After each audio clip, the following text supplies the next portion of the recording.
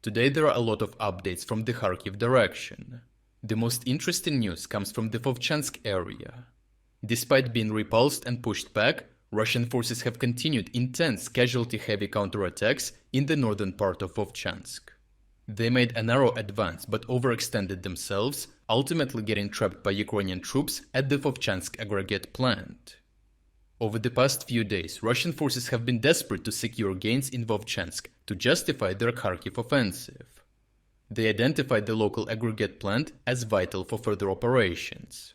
This plant is one of just two complexes of reinforced fortified buildings in northern Vovchansk, located next to a high-rise citadel that provides excellent firing positions and concealment for soldiers. The main reason the Russians chose to assault the aggregate plant is twofold. First, the plant is a fortified strongpoint that overlooks most of the town's residential houses, allowing Russian forces to assert fire control over surrounding Ukrainian positions and facilitate additional gains. Furthermore, controlling the aggregate plant would enable the Russians to cut off Ukrainian defenses in the citadel. They could isolate the citadel by establishing fire control over the residential houses east of the plant and occupying them, potentially forcing the Ukrainian defenders to withdraw. If Russian troops succeed, they could assert control over the entire northern part of Vovchansk, including the town's highest and most fortified buildings. This would allow them to establish total fire control over the southern part of the town, which consists mainly of small residential houses. Consequently, Ukrainian forces might be forced to withdraw to positions outside the town. While Ukrainian attacks have achieved meaningful gains with a 3-to-1 numerical superiority, the Russians maintain a significant 5-to-1 advantage in artillery, supplemented by glide bombs. The Russians are employing glide bombs and artillery to destroy large sections of the town, targeting Ukrainian firing positions and troop concentrations. This strategy aims to halt Ukrainian advances and set the stage for a Russian counterattack.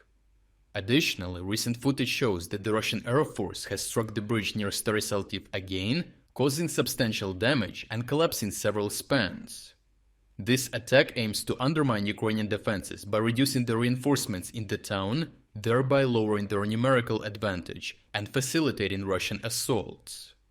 With Ukrainian positions softened by airstrikes and artillery shelling, the Russians targeted the Vovchansk Aggregate Plant.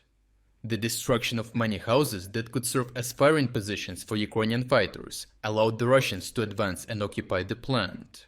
However, the Russians overextended themselves, which allowed the Ukrainians to cut them off and trap them at the plant. Initially, Russian stormtroopers approached and entered the aggregate plant from one street. However, Ukrainian forces launched a counterattack and successfully established several strongpoints. As a result, the Russians found themselves surrounded and cut off from supply routes at the aggregate plant. To sustain the encircled forces, Russian drone operators maintained a crucial logistical connection by delivering ammunition, food and water via drones. These drone-dropped supplies were essential for the survival of Russian fighters throughout the siege. Nonetheless, being besieged at the aggregate plant for over 6 days inevitably means that Russian fighters face severe shortages of supplies and are on the brink of surrender unless they can break out. The situation is dire, exacerbated by the failure of the main Russian force in the northern part of the town to establish contact with the besieged troops at the plant.